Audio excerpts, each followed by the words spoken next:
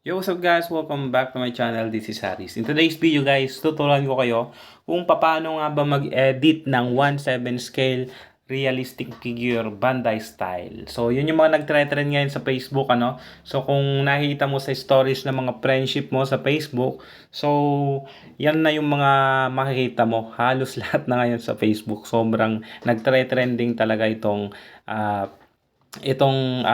edit na 'to ngayon sa Facebook. Ngayon baka ikaw na lang hindi pa nakakaalam sa, kung paano gawin 'to, well tuturuan kita sa video na 'to. So, unang-una mo lang gagawin is, search mo lang ang Play Store sa iyong cellphone. Ayan, open mo lang ang Play Store and then punta ka sa search bar at i-type mo lang ang Google Gemini. Ayan. So, search lang natin guys.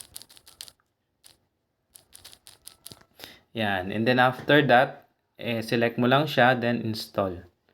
Yan. So, wait lang natin guys. Continue. Yan. Skip ko lang to.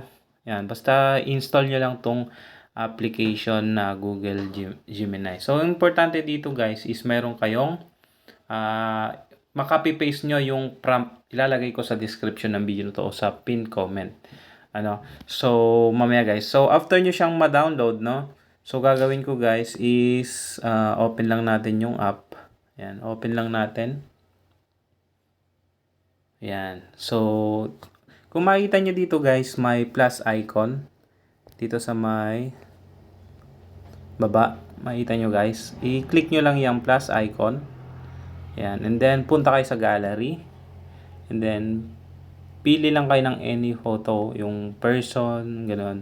So, pinaka-importante guys, ma-describe nyo dito kay Google Gemini yung gusto nyong gawin sa photo na i-upload nyo. So, for example, i-upload ko itong photo na to, i-add lang natin.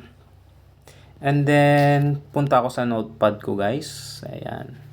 So, dito kasi guys, use the person as a model ang nakalagay. So, gusto ko kasing masama yung tricycle, yung click na motor, ano. So, ang ilalagay ko guys is babaguhin ko yung prompt na nasa una. Yan. So, nakalagay kasi dito guys, use the person. So, mag-a-add ako kasi gusto ko masama yung motorcycle. So, mag-a-add ako, use the motorcycle and the person, yan, as a model, create a 1/7 scale, yan. So, ganun lang. So, lagay nyo lang siya sa notepad nyo. Kung kayang-kaya nyo namang i-type, bahala kayo. Pero, mas madali pag nilagay nyo sa notepad nyo, then copy nyo na lang. So, yung prompt na to, lalagay ko sa description o kaya sa pin comment. Tignan nyo na lang dyan, guys. Okay? And then, i-click nyo lang dito, tapos paste, and then tap nyo tong send. Ayan. So, yeah, wait lang natin guys. Hindi ko na ikakat guys para makita nyo yung full process natin. Ayan. Wait lang natin. Tignan natin kung mabilis o mabagal. So, depende na rin siguro to sa inyong mga internet. Ayan. Ayan na. Sabi niya, sure. Here is your image. Tcharan! Diba? Medyo mabilis lang siya. So, ayan guys. So, kung gusto niyo siyang itry, trending na trending to ngayon sa Facebook. Yan, download niyan. Pwede siyang i-download. So, yan. Then, tingnan natin sa gallery. So, picture kasi ito ng dati kong katrabaho. So, sasend ko sa kanya. Punta lang tayo. Send ko lang sa kanya.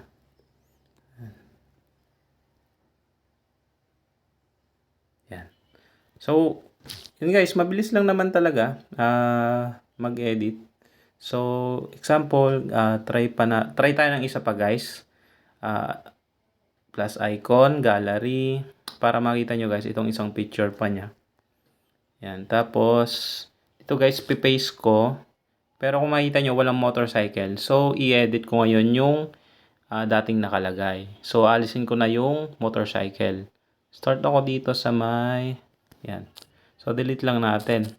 So, yung maging prompt na is use the person as a model to create. Yon. So, send ko na. Yan, tingnan natin. Wait lang natin guys. Di ko na siya ikakat ulit para Makita nyo ng buong process. As you can see, dito naman sa nauna guys is mabilis lang naman yung process. So, ayan, may nag-prompt kanina na too many requests. So, I guess maraming gumagamit ngayon. So, kayo guys, nakita nyo naman, working naman siya. So, ganyan. So, ganun lang guys, kung may motorcycle, alos karamihan ata nakikita ko sa Facebook ngayon, mga may motor. So, kung person lang, syempre, wag tanggalin mo na yung motorcycle. So, describe mo na lang kung ano yung i-upload mo. So, yan guys. Yun lang kasimple. Kung gusto nyo yung video na to guys, please like this video. Kung di ka pa nakasubscribe para sa mga tutorial, subscribe ka na sa aking YouTube channel. Again guys, this is Harry. See you again on the next one. Maraming salamat po. Peace.